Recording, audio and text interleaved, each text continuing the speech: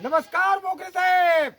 आज आपण संभाजीनगर आणि तालुका फुलंब्री, गाव आहे वाणेगाव खुर्द, आणि वाणेगाव खुर्द नानाजी देशमुख कृषी संजीवनी प्रकल्पांतर्गत पहिल्या टप्प्यामध्ये गाव आहे.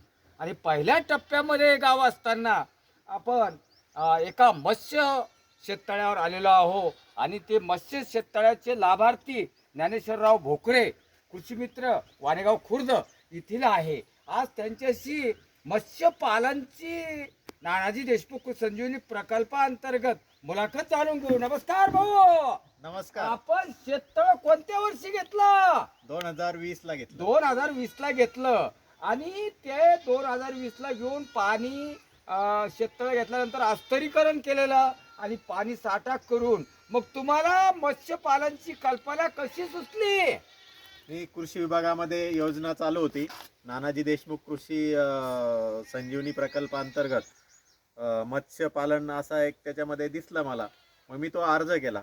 अर्ज केल्यानंतर मला कृषी विभागाने पूर्वसंमती दिली आणि पूर्वसंमती देऊन मग मी या उपक्रमाला सुरुवात केली. उपक्रमाला सुरुवात केली. मोठा आनंद वाटला.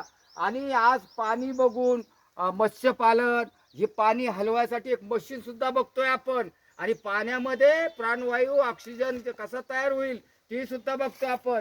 आता आम्हाला हे सांगा, पहिल्या वर्षी मत्स्यपालन किती निघलं आणि त्याच्या जाती कोणत्या? त्या माशांच्या जाती सांगा. पहिल्या वर्षी मी पंगेसियस म्हणजे आपल्या भाषेत पंकज नावाची माशी टाकली होती. आणि त्याचा मी आमच्या वाणेगाव फाट्यावर जो फुलंब्री खुलताबाद रोड आहे, अजिंठा वेरूळ आंतरराष्ट्रीय दर्जाचा, तर त्या रोडवर मी स्वतः स्टॉल लावून विक्री केली. स्वतः स्टॉल लावून विक्री केली. जे विकेल ते पिकेल. विकेल ते पिकेल. आणि त्यांनी स्वतः मत्स्य विक्री केली. अगदी साफसफाई करून गिरायकाच्या पदरी ती माशी सुंदर अगदी विक्री केली. काय शेतकऱ्याने एकदम कमाल केली. आणि आजही सुद्धा याच्यामध्ये एकदम 10 ते 12 क्विंटलचा माल आहे म्हणतात. ते आहे.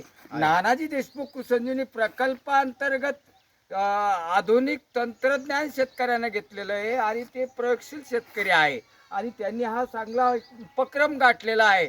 आता शेततळ झाल्या तुम्ही दुसरा उपक्रम काय केला? शेततळ झाल्यावर पहिलं तर मत्स्यपालन केलं, लगेच दुसरा उपक्रम.